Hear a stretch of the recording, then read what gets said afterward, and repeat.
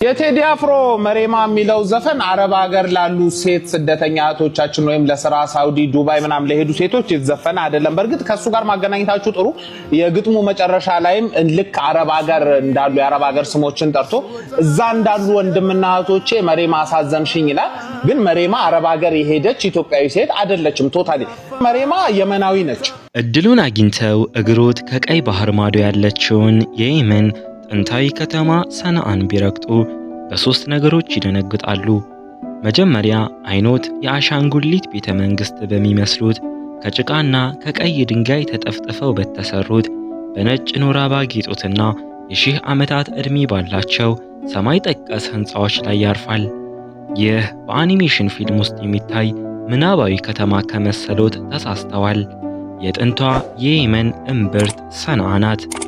ሁለተኛው አግራሞት ውስጥ የሚከቱት በከተማዋ ጥንታዊ በር በባብ አልየመን በኩል ሲገቡ የሚሰማው የቅመማ ቅመም የቡናና የሽቶ መዓዛ የጊዜ ሰሌዳን ወደ ኋላ በመቶዎች የሚቆጠሩ ዓመታት መልሶ የወሰዱት ያህል የሚፈጥርቦት ስሜት ነው።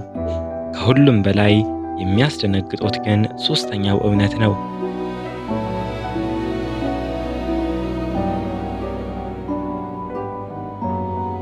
በሰነአ ጎዳናዎች ላይ እግሮት እስኪዝል ቢዞሩ በከተማዋ ቆሻሻ በሚጠረግበት፣ ፍሳሾች በሚጸዱበትና ዝቅተኛ የተባሉ ስራዎች በሚሰሩባቸው ስፍራዎች ላይ ሙሉ በሙሉ ጥቁር ቆዳ ያላቸው መልካቸው ከቀይ ባህር ማዶ ካለው የኢትዮጵያ ምድር የመጡ የሚመስሉ ነገር ግን በአረበኛ ቋንቋ ብቻ የሚናገሩ ሰዎችን ያያሉ።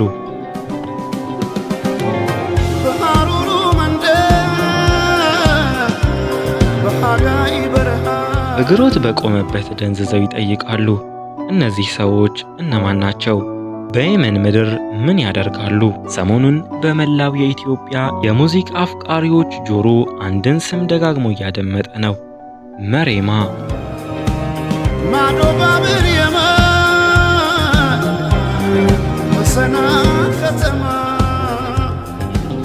ይህ በ2026 የተለቀቀው የቴዲ አፍሮ አዲሱ አልበም ኢትዮሪካ 15ኛ ትራክ ነው። የዘፈን ተራ የፍቅር ዜማ ከመሰሎት ተሳስተዋል። ዘፈኑ ከቀይ ባህር ማዶ የሚሰማን የ1500 ዓመታት ጥንታዊ የታሪክ ቁስል በየመን ምድር ተረስተው በሰው ሀገር ባይተዋር ስለሆኑ ጥንታዊ የኢትዮጵያ ዝርያ ያላቸው የሰው ልጆች የሚናገር አስደንጋጭ ምስጢር ይዟል። ዛሬ በስም የማናውቃቸውንና በየመን ምድር እጅግ ዝቅተኛውን የኑሮ ደረጃ የሚመሩትን የመሬማን ወገኖች ታሪክ በጥልቀት እንመረምራለን። የመሬማን ታሪክ መጀመሪያ ከዘመናዊ የስደት ገጽታን ጀምረው ዛሬ በየመን ሰነአ ከተማ ውስጥ የሚኖሩ በርካታ ኢትዮጵያውያን እህቶች አሉ። ከእነዚህም መካከል መሬማ የምትባል እህት ስሟ ብቻ ሳይሆን የኑሮዋ መልክ የብዙዎችን ልብ ይነካል። ስደት በራስ ሀገር ማንነትን ጥሎ በሰው ሀገር ባይተዋሪ መሆን ከባድ ጉዞ ነው። በየመን በኩል አልፈው ወደ ሳውዲ አረቢያ ለመግባት የሚጥሩ፣ በበረሃው ላይ በረሃብና በጥም የሚሰቃዩ፣ በህገወጥ አጋቾች እጅ ወድቀው የአካል ክፍሎቻቸውን የሚዘረፉ ምስኪን ኢትዮጵያውያን ቁጥር ቀላል አይደለም። ይህ መንገድ የምስራቁ የስደት መስመር በመባል ይታወቃል። በዘፈኑ ውስጥ በጠራት አትሰማ የሚለው ግጥም በሰው ሀገር ሲኖሩ ራስን ከዲፖርቴሽን ለመጠበቅ ሲባል ስምን፣ ቋንቋንና ማንነትን ከመቀየር እንዲሁም ፓስፖርትን አውድሞ የመኖርን ከባድ የስደት ውሳኔ እንደሚያሳይ ብዙዎች ይተነትኑታል። የመን ዛሬ በራሷ የእርስ በርስ ጦርነት ብትታመስም አሁን ድረስ የሺዎች ኢትዮጵያውያን ስደተኞች መሸጋገሪያ ናት። ነገር ግን ቴዲ አፍሮ የዘፈነላት መሬማ የዛሬዋ ስደተኛ ብቻ አይደለችም። ታሪኩ የዛሬ 1500 ዓመት ወደ ኋላ ይመልሰናል። የታሪክን መዝገብ ወደ ኋላ፣ በጣም ወደ ኋላ ወደ 6ኛው ክፍለ ዘመን እንመልሰው። በወቅቱ በዓለም ላይ ካሉት 4 ሀያላን መንግስታት መካከል አንዱ የአክሱም ስልጣኔ ነበር። ሮማውያን፣ ፋርሶችና ቻይናውያን እንዲሁም አክሱማውያን ዓለምን የተካፈሉበት ዘመን። በወቅቱ በቀይ ባህር ማዶ በየመን ምድር በወቅቱ ሒምያር ትባል በነበረችው ሀገር የሚኖሩ የናጅራን ክርስቲያኖች በንጉስ ዙኑዋስ አማካኝነት ታላቅ ግፍ ይፈጸምባቸው ነበር። ንጉሥ ዙኖዋስ የይሁዲነትን እምነት የተቀበለ ሲሆን ክርስቲያኖቹን በትላልቅ ጉድጓዶች ውስጥ በእሳት በማቃጠል ጨፈጨፋቸው። ይህ ክስተት በታሪክ የናጅራን ሰማዕታት በመባል ይታወቃል። የባይዛንታይን ኢምፓየር ንጉሥ ጀስቲን አንደኛ በአክሱሙ ንጉሥ ካሌብ አማካኝነት ይህንን ግፍ እንዲያስቆም ጠየቀው። ንጉሥ ካሌብም በቀይ ባህር በኩል ከ70 በላይ ግዙፍ መርከቦችን በማዘጋጀት በ10 ሺዎች የሚቆጠር የአክሱም ሰራዊትን ወደ የመን ላከ። ጦርነቱ እጅግ ከባድ ነበር። በመጨረሻም የአክሱም ሰራዊት ዙኖዋስን ድል አደረገው። ዙኖዋስን በሽንፈቱ ምክንያት በፈረሱ ላይ ሆኖ ወደ ውቅያኖስ ውስጥ በመግባት ሕይወቱን እንዳጠፋ በታሪክ ይነገራል። ንጉሥ ካሌብ የመንን በአክሱም ቁጥጥር ስር ካደረገ በኋላ ሱምያፋ አሽዋ የተባለውን የአረብ ተወላጅ አሻንጉሊት ንጉሥ አድርጎ ሾመ። ነገር ግን እውነተኛው ስልጣን በአክሱም ወታደራዊ ጄኔራሎች እጅ ነበር። ታሪኩ ግን በዚህ አያበቃም። በአክሱም ሰራዊት ውስጥ የነበረችው አብርሃ አልአሽራም የተባለ የጦር መሪ በአሻንጉሊቱ ንጉሥ ላይ አመፀ። ንጉሥ ካሌብ አመፁን ለመቀልበስ 2 ጊዜ ጦር ቢልክም አብርሃ ግን ሁለቱንም ጦሮች ድል በማድረግ ራሱን የየመን ገዥ አድርጎ አወጀ። በመጨረሻም ንጉሥ ካሌብ ለአብርሃ ዕውቅና ለመስጠት ተገደደ። አብርሃ የመንን ማስተዳደር ከጀመረ በኋላ የየመንን ዋና ከተማ ከታሪካዊቷ ማሪብ ወደ ሰንዓ አዘዋወረው። ሰንዓ የዛሬውን መልክ እንድትይዝ ያደረገው የመጀመሪያው የአክሱም መሪ እሱ ነው። አብርሃ በሰንዓ ከተማ ውስጥ አልቀሊስ የተባለችውን በወቅቱ በምስራቁ ዓለም እጅግ አስደናቂ የተባለችውን ታላቅ ቤተ ክርስቲያን ገነባ። ዓላማውም አረቦች ወደ መካ ከሚሄዱበት ይልቅ ወደ ሰንዓ መጥተው እንዲሳለሙ ለማድረግ ነበር። ይህ ውሳኔ ግን ከአረብ ጎሳዎች ጋር ከባድ ግጭት ፈጠረ። አብርሃም መካ የሚገኘውን ካዕባን ለማፍረስ በዝሆኖች የተደገፈ ግዙፍ ሰራዊት ይዞ ተነሳ። ይህ ክስተት በኢስላማዊ ታሪክ ውስጥ ይር ኦፍ ዘ ኤሌፈንት የዝሆን ዓመት ወይም ደግሞ ዓመል ፊል በመባል ይታወቃል። ነገር ግን ሰራዊቱ በመካ በር ላይ ከባድ ሽንፈት ገጠመው። ከአብርሃም ሞት በኋላ ልጆቹ የመንን ለአጭር ጊዜ ማስተዳደራቸውን ቀጠሉ። ነገር ግን በየመን ያሉ የአረብ ጎሳዎች በአክሱም አስተዳደር በመማረር የፋርስ ሳሳኒያን ኢምፓየር ንጉሥ የነበረውን ክስሮስ አንደኛን እርዳታ ጠየቁ። እንደ አውሮፓውያን አቆጣጠር በ570ዎቹ የፋርስ ጦር መርከቦች የመን ደረሱ። ከባድ ውጊያ ከተካሄደ በኋላ የአክሱም አስተዳዳሪዎች ከየመን ምድር ተባረሩ። የአክሱም ግዛትም በቀይ ባህር ማዶ የነበረውን ቁጥጥር ሙሉ በሙሉ አጣ። እዚህ ጋር ነው እንግዲህ ዋናው ጥያቄ የሚጀምረው። የፋርስ ጦር የአክሱም መሪዎችን ሲያባረር በየመን ምድር ላይ የነበሩት በ10 ሺዎች የሚቆጠሩ ተራ የአክሱም ወታደሮች፣ መሐንዲሶች፣ ግንበኞችና ሰፋሪዎች ምን ሆኑ? የቀድሞ የአክሱም ኃይል ስለፈረሰ መመለሻ መርከብ አልነበራቸውም። በየመን ምድር ላይ ሙሉ በሙሉ ተከበው ቀሩ። አረቦቹ እነዚህን ወታደሮች ባሪያዎች አደረጓቸው። ማህበራዊ ክብራቸውንም ገፈፉ። ከከተማ አስወጥተው በበረሃማው የቲሃማ የባህር ዳርቻና በሰንዓ ዙሪያ ባሉ ሰፈሮች ውስጥ እንዲኖሩ አደረጓቸው። ማንነታቸውን፣ ቋንቋቸውንና እምነታቸውን እንዲረሱ ተገደዱ።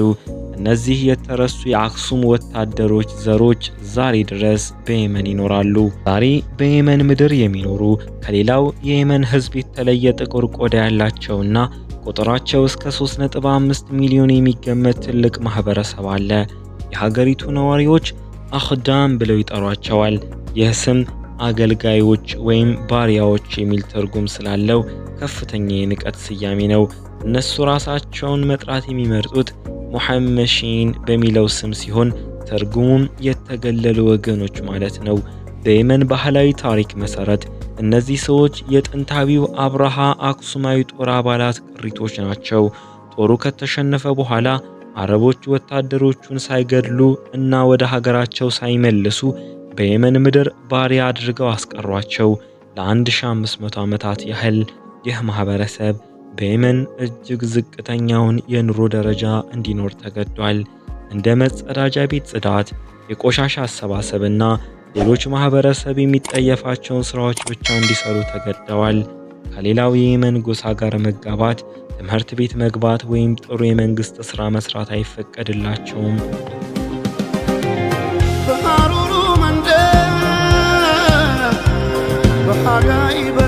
ልክ በህንድ እንዳለው የማይንኩት ወገኖች ተደርገው ይወሰዳሉ። የመሪማን ታሪክ ይበልጥ የሚያስደንቀው ቴዲ አፍሮ በግጥሞቹ ውስጥ የጠቀሳቸው ልዩ ምልክቶች ናቸው። ማዶ ባባ አልየመን በሰንዓ ከተማ ሲል ዛሬ አብዛኛው የሙሐመሺን ማህበረሰብ የሚኖርባትን ሰንዓና ጥንታዊቷን ከተማ በስም ይጠራታል። እንደ አፋር አፍሌታ የጠየመው ፊቴን ሲልም ምንም እንኳን በስደትና በዘመናት ልዩነት ፊቷ ቢጠይም በየመን ያሉ አረቦች ከእኛ ጋር አይመሳሰሉም ብለው ቢያገሏትም ለእኛ ግን አሁንም የአፋርን ልጃገረድ አፍሌታን የምትመስል ውብ እህታችን መሆኗን ይገልጻል። ሌላው ቢቀር እንኳን እዩ ማንነቴን ዞረሽ የሚለው ጥሪ በዘመናት ልዩነትና በስደት መከራ የተነሳ የተረሳውን የደም ትስስርና ማንነት መፈለግን ያሳያል።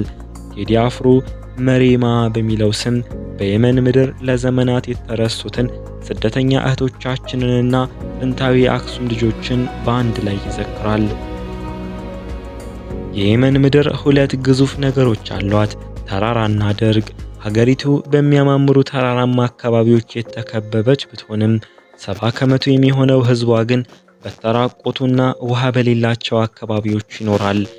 በተለይም በዋና ከተማዋ በሰንዓ ውስጥ የውሃ እጥረት የህልውና አደጋ እየሆነ መጥቷል። በዚህ እጅግ አስቸጋሪ መልክዓ ምድር ውስጥ የሙሐመሺን ማህበረሰብ የሚመራው ኑሮ እጅግ አሳዛኝ ነው። አብዛኞቹ የውሃ ማጠራቀሚያዎችና ንጹህ አካባቢዎች ለመንግስትና ለሀብታሞቹ የአረብ ጎሳዎች ብቻ የተከለሉ ናቸው። የመንግስት ከተማ በነጭ ህንፃዎች ስትዋብ፣ የእነዚህ ምስኪን ሰዎች ሰፈር ግን ከቆሻሻ ማጠራቀሚያዎች አጠገብ በፕላስቲክና በካርቶን የተሰሩ ማደሪያዎች ናቸው።